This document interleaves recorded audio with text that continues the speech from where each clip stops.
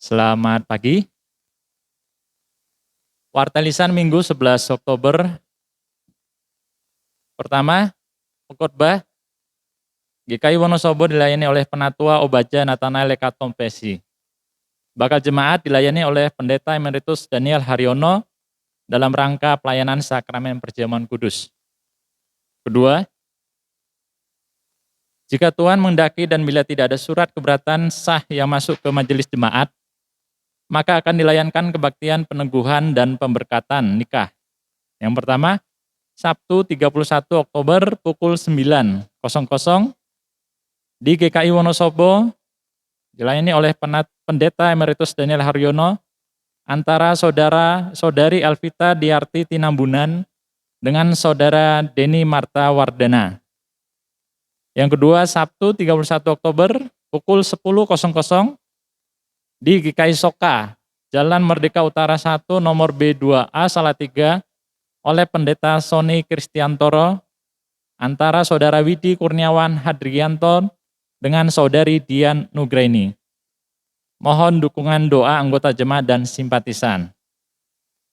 Ketiga, Majelis Jemaat mengucapkan selamat berbahagia kepada keluarga Bapak Ibu Mikael Inga Alodia Krisetia yang beralamat di Paradise Serpong City Cluster, Sunderland Adventure, Southgate Blok J769, Jalan Puspitek Raya, Kelurahan Babakan, Kecamatan Setu, Kota Tangerang Selatan, Banten, atas kelahiran anak pertama perempuan pada tanggal 5 Oktober 2020 yang diberi nama Gabriel Kenisali. Kiranya anak yang dipercayakan Tuhan boleh hadir di tengah-tengah keluarga saudara, senantiasa dibimbing untuk mengenal dan mengikuti jalan Tuhan. Tuhan Yesus Kristus memberkati. Keempat, persidangan Majelis Jemaat GKI Wonosobo diadakan pada hari Kamis 15 Oktober pukul 17.30 di Gedung Binakasi, Jalan Mayor Kaslam. Kepada anggota jemaat yang akan mengusulkan sesuatu dimohon untuk menyampaikan secara tertulis kepada Penatua Arin Kristiana Iswanti dan mohon dukungan doa anggota jemaat dan simpatisan bagi berlangsungnya persidangan yang akan datang. Terima kasih.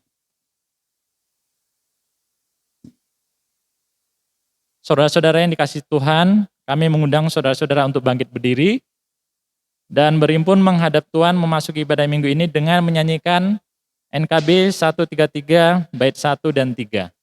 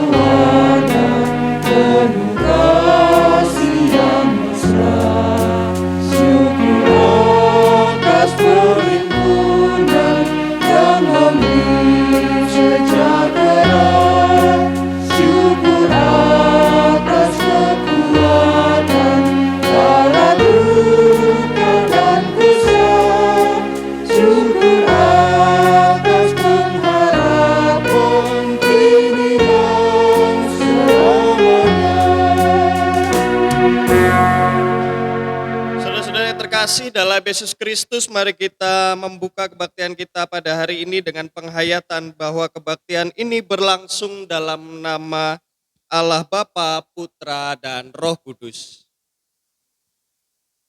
Amin.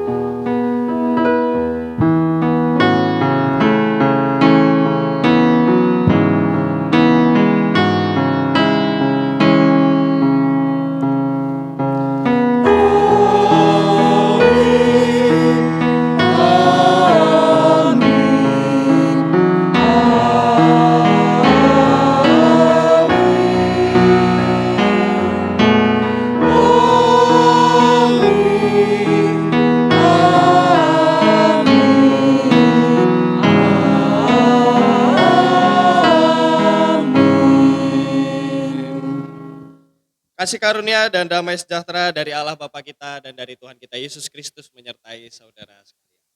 Dan menyertai saudara juga.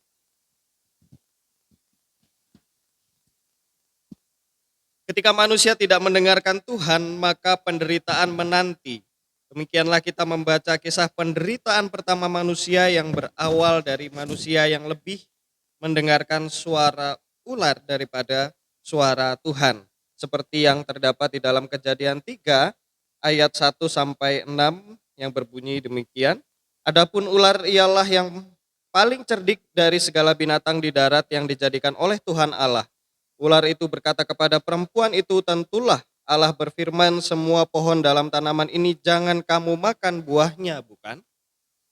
Lalu sahut perempuan itu kepada ular itu, buah pohon-pohonan dalam taman ini boleh kami makan, tetapi tentang buah pohon yang ada di tengah-tengah taman, Allah berfirman, jangan kamu makan ataupun raba buah itu, nanti kamu mati.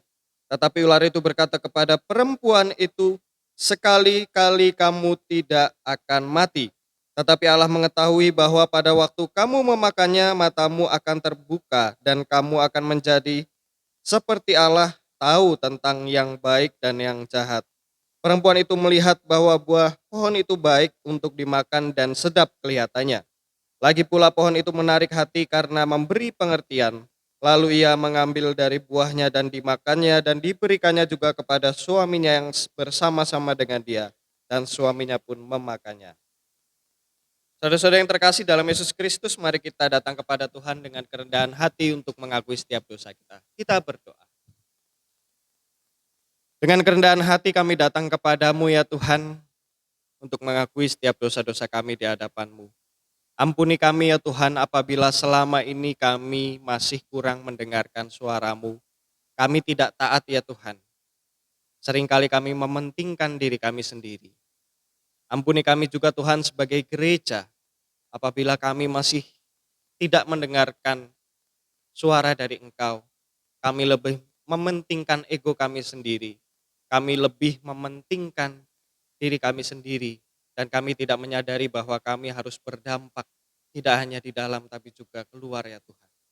Tolonglah kami agar kami dapat memperbaiki hidup kami seturut dengan kehendak-Mu.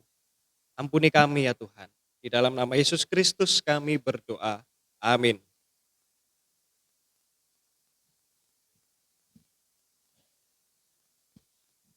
Saudara-saudara yang terkasih dalam Yesus Kristus, bagi setiap kita yang telah mengakui setiap dosa dan kesalahan kita di hadapan Tuhan, kini hiduplah seturut dengan kehendak Tuhan, seperti firman Tuhan yang diambil dari Amsal 19 ayat 20, dengarkanlah nasihat dan terimalah didikan, supaya engkau menjadi bijak di masa depan. Demikianlah berita anugerah dari Tuhan.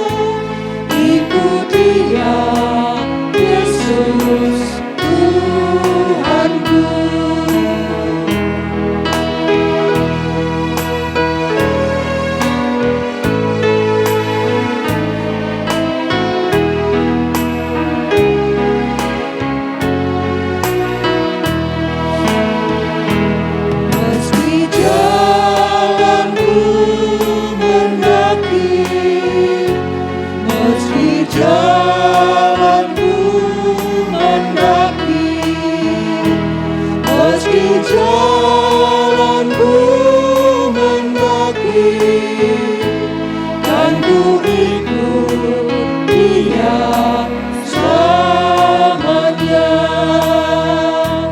Aku mau mengikut Dia, aku mau mengikut Dia, aku mau mengikut Dia, ikut Dia, Yesus Tuhanku.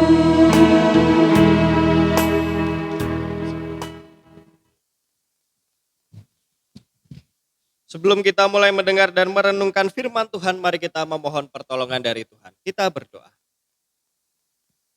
Kembali kami datang kepadamu ya Tuhan, kami mengakui bahwa kami adalah manusia yang penuh dengan keterbatasan. Tapi kami rindu Tuhan untuk mendengarkan sabda-Mu.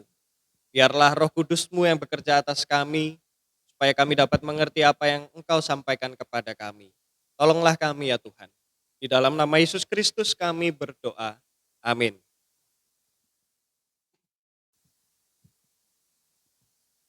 Injil Tuhan Yesus Kristus menurut Matius pasal 22 dimulai dari ayat yang pertama. Lalu Yesus berbicara pula dalam perumpamaan kepada mereka.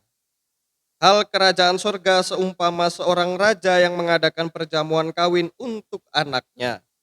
Ia menyuruh hamba-hambanya memanggil orang-orang yang telah diundang ke perjamuan kawin itu, tetapi orang-orang itu tidak mau datang.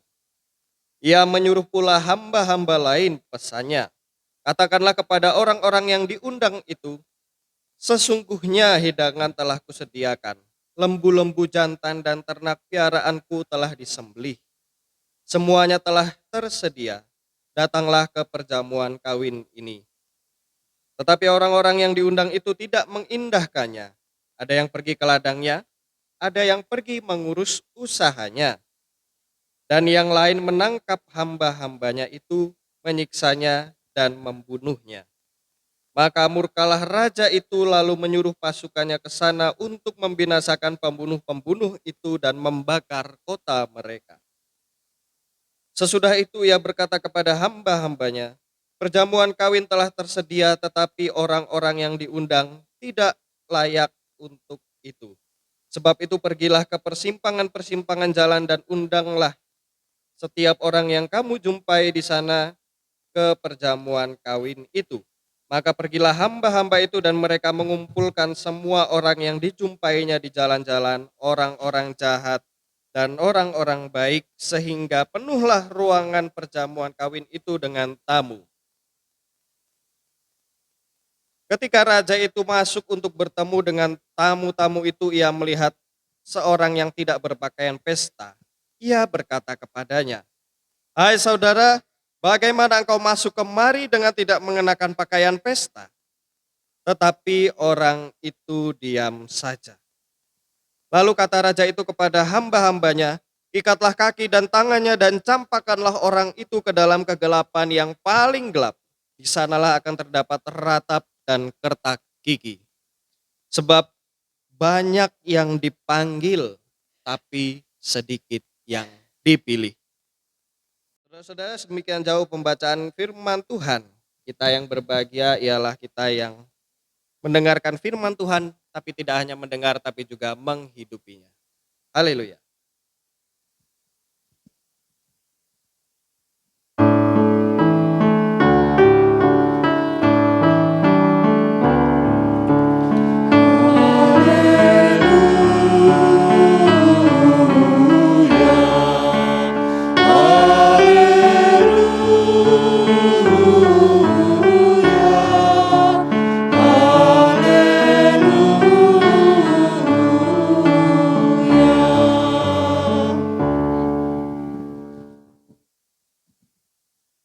Selamat pagi Bapak Ibu.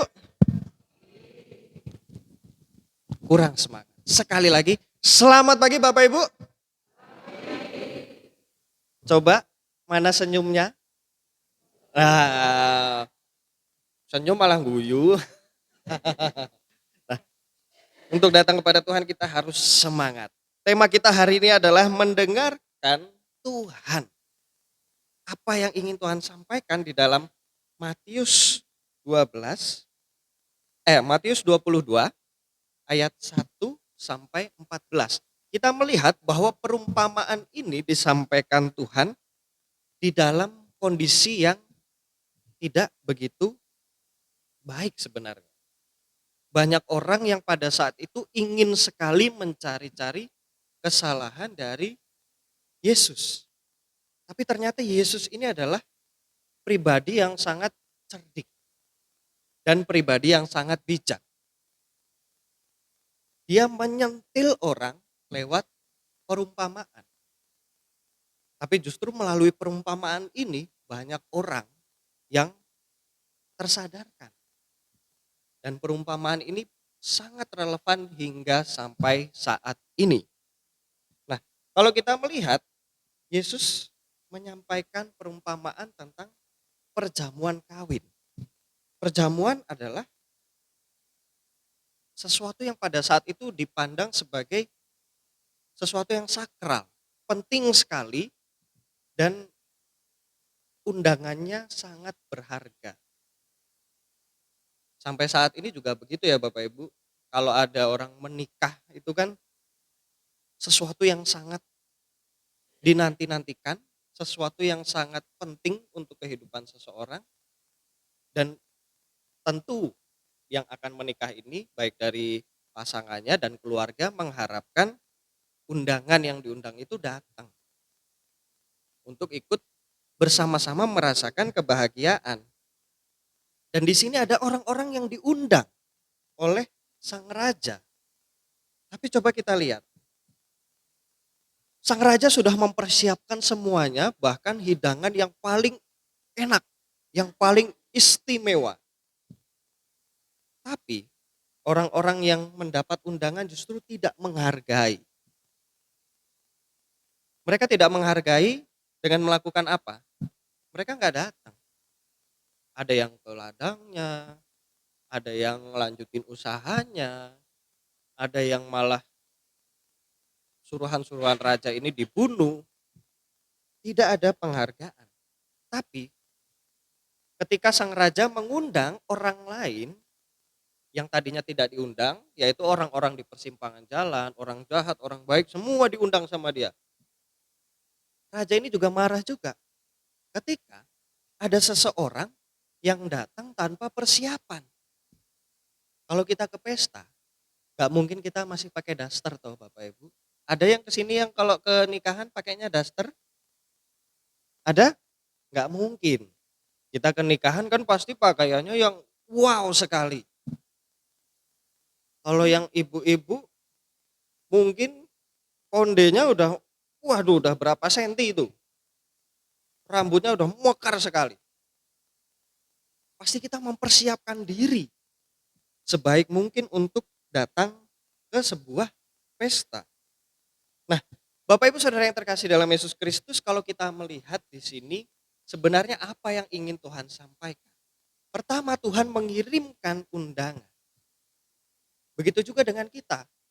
Tuhan sebenarnya sudah mengundang kita untuk ikut di dalam karyanya. Dan kalau kita lihat di bacaan kita, Matius 22 ayat 1 sampai 14, undangan dari Tuhan itu tidak bersikap pasif. Ketika kita diundang, kita menyambutnya bukan hanya dengan diam saja. Tapi yang Tuhan inginkan, kita datang, kita merespon undangan tersebut dengan mempersiapkan diri. Berarti ada sesuatu yang aktif. Kita begitu dikasih undangan bukan diam aja, tapi kita respon, kita datang. Bentuk aktifnya seperti apa? Ketika kita mendengar, kita tidak hanya mendengarkan, tapi juga melakukannya. Ketika kita dikasih undangan, kita bukan hanya baca, tapi juga datang. Ada sesuatu yang kita lakukan sebagai respon dari undangan tersebut.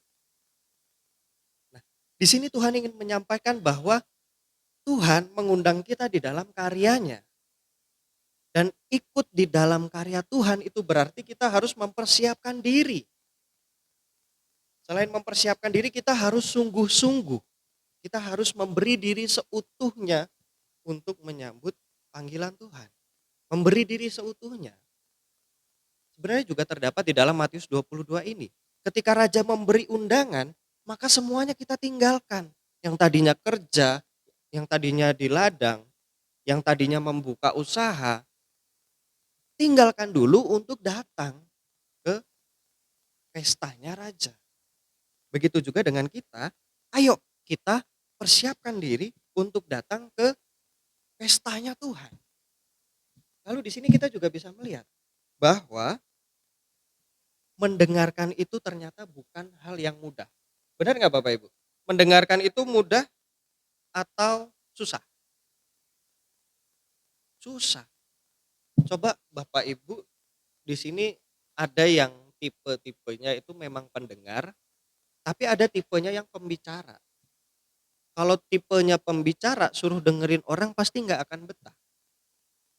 Ada orang curhat pasti nggak betah. Kalau memang tipenya pembicara. Tapi kalau memang tipenya pendengar, senang dengerin orang curhat. Gitu. Nah, kira-kira kita itu tipenya yang mana? Apakah pembicara atau pendengar? Kalau kita lihat coba di next Pak ini.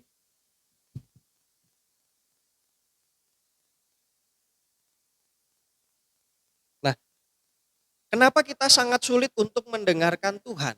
Kira-kira kenapa Bapak Ibu? Hal yang pertama karena kita mementingkan diri sendiri. Kita lebih mementingkan kepentingan-kepentingan pribadi. Seperti yang tadi diungkapkan oleh penginjil Matius, orang-orang lebih mementingkan pekerjaannya. Lalu apa? Menganggap panggilan Tuhan itu nggak penting. Ya udahlah disuruh berdoa, ya udahlah nantilah. Biasanya di sini sehari berapa kali Bapak Ibu berdoa?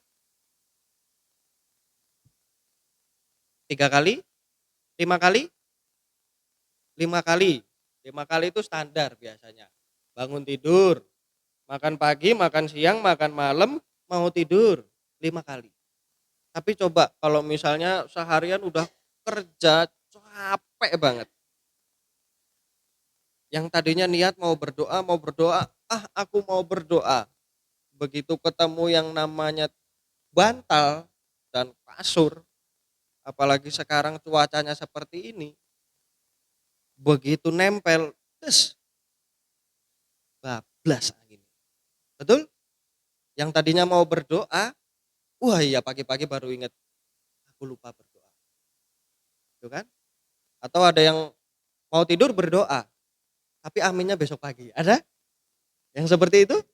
Nah, kadang-kadang untuk berdoa aja kita lupa. Kita menganggap Tuhan itu nggak penting. Berdoa itu penting, nggak penting. Kadang-kadang kita menganggap seperti itu. Pelayanan itu penting nggak? Nggak penting. Udah ada yang melayani, kadang kita menganggap seperti itu. Dan kita tidak bersyukur atas berkat yang Tuhan berikan. Kita tidak bersyukur, kita masih bisa menikmati nafas hidup pagi hari ini, meskipun kita harus menggunakan masker atau bahkan face shield. Kadang juga kita tidak bersyukur Tuhan telah memberkati kehidupan kita di dalam usaha, di dalam pekerjaan, dan lain-lain. Kadang kita tidak bersyukur, kita lupa untuk bersyukur. Lalu kita lihat lagi. Ada sebuah tayangan. Coba bisa di next lagi Pak Ibu. Nah,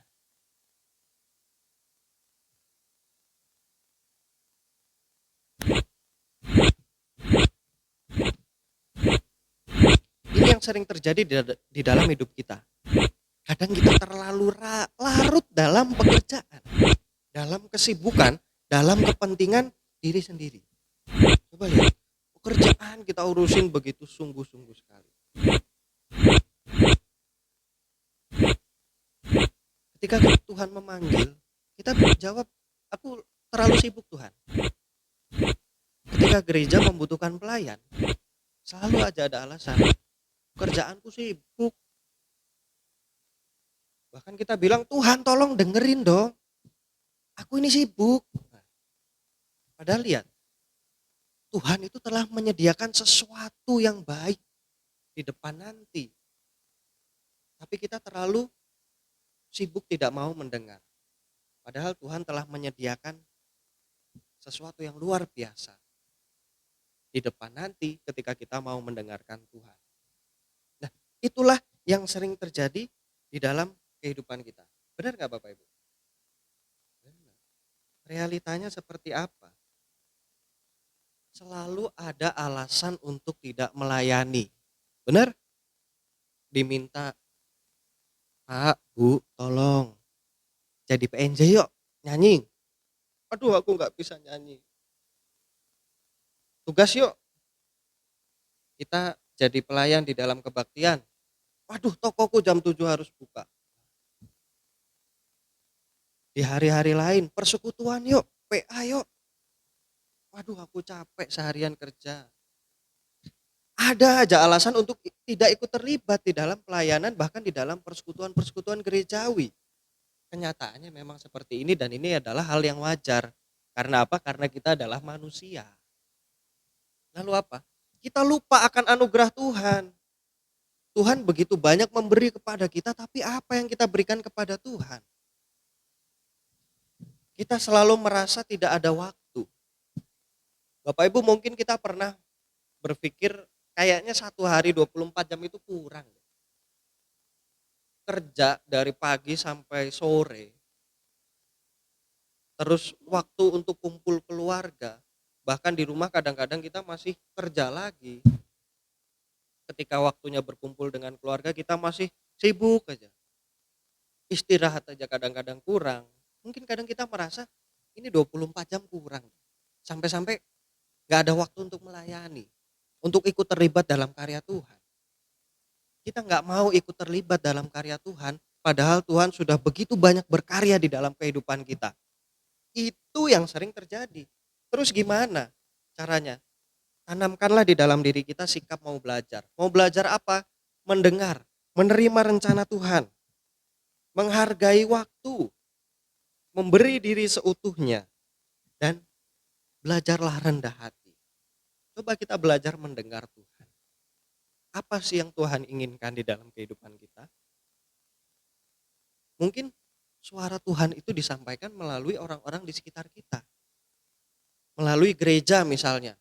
Ketika Bapak Ibu didatangi oleh majelis jemaat untuk menjadi penatua misalnya. Biasanya kalau di sini susah nggak Pak, Bu untuk nyari penatua? Susah apa gampang? Susah. Biasanya ada aja alasan seseorang untuk menolak panggilan itu. Ada yang belum siap, ada yang merasa terlalu sibuk, dan lain-lain banyak alasannya. Kita tidak menghargai waktu, kita tidak memberi diri. Makanya sekarang ayo kita belajar. Kita belajar bersama-sama sebagai gereja. Kita saling menolong, kita saling menopang, kita saling mengingatkan karena kita adalah gereja. Dan berilah diri untuk Tuhan sepenuhnya. Karena apa? Tuhan adalah pemilik kehidupan kita. Jadi kita hidup bukan untuk memenuhi kepentingan pribadi, kebutuhan pribadi, tapi berilah hidup kita untuk Tuhan sebagai bentuk rasa syukur. Tuhan memberi kita anugerah. Selama kita bernafas, gunakanlah waktu yang kita miliki untuk melayani Tuhan dan ikut di dalam karyanya. Jangan sampai ketika kita sudah sulit bernafas, kita baru sadar bahwa selama ini kita tidak pernah datang untuk Tuhan. Ketika kita sudah tidak berdaya, kita baru sadar bahwa kurang sekali waktu yang kita berikan untuk Tuhan. Jangan sampai seperti itu. Berapapun umur kita, mau yang muda, masih remaja, sampai Bapak Ibu yang sudah sepuh, kita semua bisa berkarya. Kita semua bisa terlibat di dalam karya Tuhan. Ayo kita sama-sama berkarya. Karena Tuhan mengundang kita di dalam karyanya. Ingat ayat 14 tadi mengatakan, sebab banyak yang dipanggil tapi sedikit yang dipilih. Bapak Ibu, kita semua, kita mau ada di posisi mana? Kita mau jadi orang yang terpilih atau mau jadi orang yang terbuang tadi? Pilihan ada di tangan Bapak Ibu sekalian.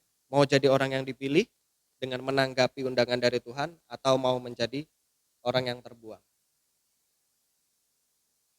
Sudahkah kita mendengarkan Tuhan?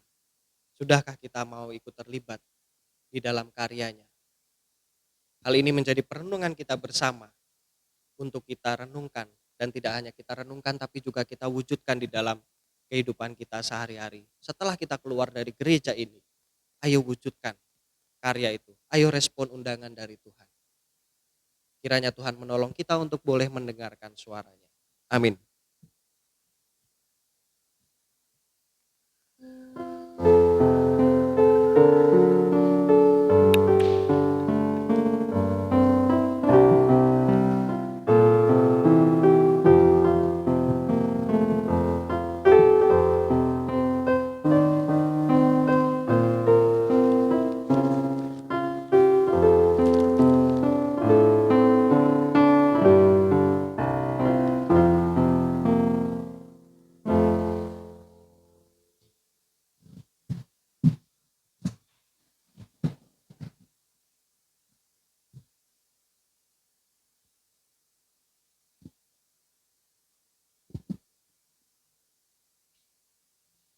Bersama dengan umat Allah di segala masa dan tempat, marilah kita menyatakan pengakuan iman rasuli yang demikian. Aku percaya kepada Allah, Bapa yang Maha Kuasa, Khalik langit dan bumi, dan kepada Yesus Kristus, anaknya yang tunggal Tuhan kita, yang dikandung dari Roh Kudus, lahir dari anak darah Maria, yang menderita sengsara di bawah pemerintahan Pontius Pilatus, disalibkan, mati dan dikuburkan, turun ke dalam kerajaan maut. Pada hari yang ketiga, bangkit pula dari antara orang mati, naik ke surga, duduk di sebelah kanan Allah, Bapa yang Maha Kuasa. Dan dari sana ia akan datang untuk menghakimi orang yang hidup dan yang mati. Aku percaya kepada Roh Kudus, gereja yang kudus dan am, persekutuan orang kudus, pengampunan dosa, kebangkitan orang mati, dan hidup yang kekal. Amin. Silakan duduk kembali. Mari kita datang kepada Tuhan untuk menaikkan doa syafaat. Kita berdoa.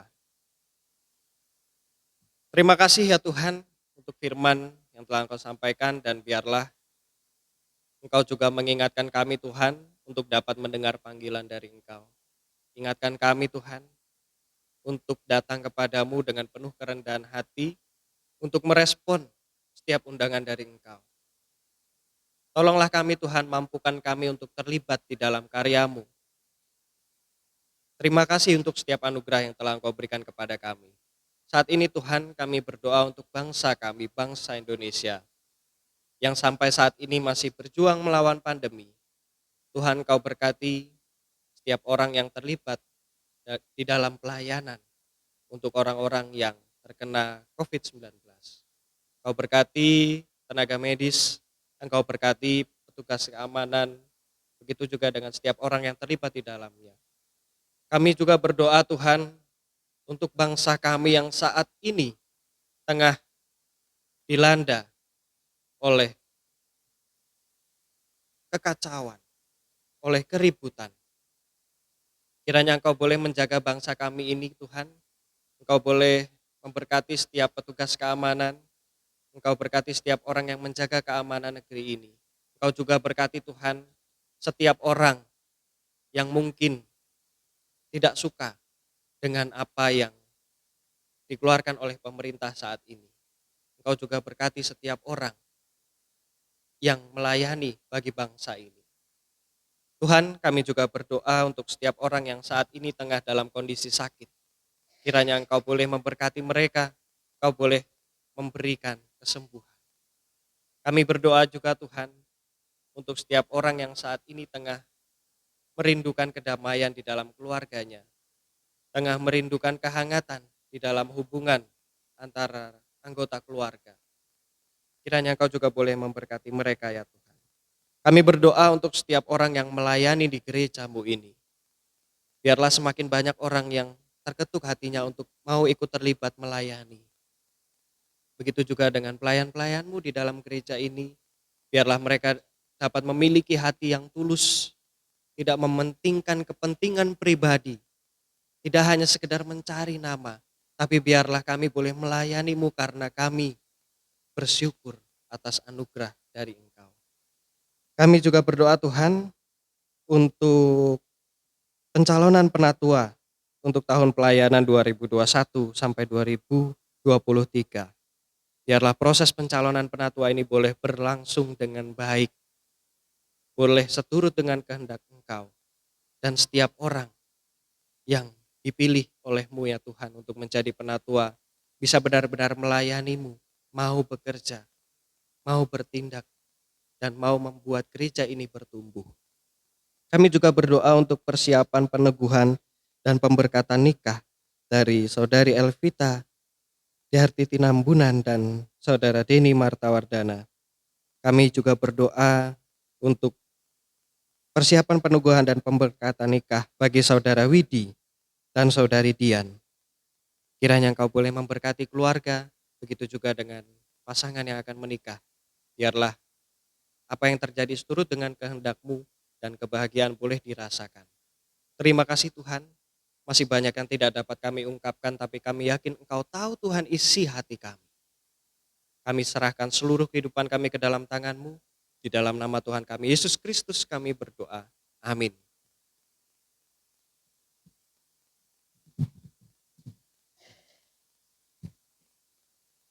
Bapak Ibu sekalian, firman Tuhan yang mendasari persembahan kita pagi ini diambil dari Mazmur 139 ayat 14. Aku bersyukur kepadamu oleh karena kejadianku dahsyat dan ajaib. Ajaib apa yang kau buat, dan jiwaku benar-benar menyadarinya. Kami undang jemaat untuk bangkit berdiri. Mari kita bawa persembahan ini dalam doa. Tuhan Allah Bapa kami di surga, puji syukur untuk setiap berkat yang Tuhan limpahkan dalam sepekan ini dalam sukacita Tuhan. Terima kasih juga untuk firman yang sudah Tuhan sampaikan di pagi ini dalam kami mendengarkan Tuhan. Saat ini kami persembahkan sebagian dari berkat yang Tuhan limpahkan. Pimpin majelis dalam mengelola persembahan ini dengan penuh tanggung jawab. Terima kasih Tuhan, dalam nama Putra-Mu, Yesus Kristus kami berdoa.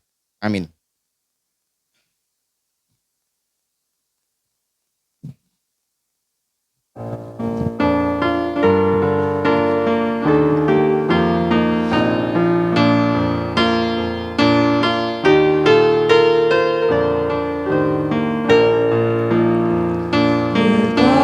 Berbahagia tiap rumah tangga, di manakah hartamu yang kekal, dan merasakan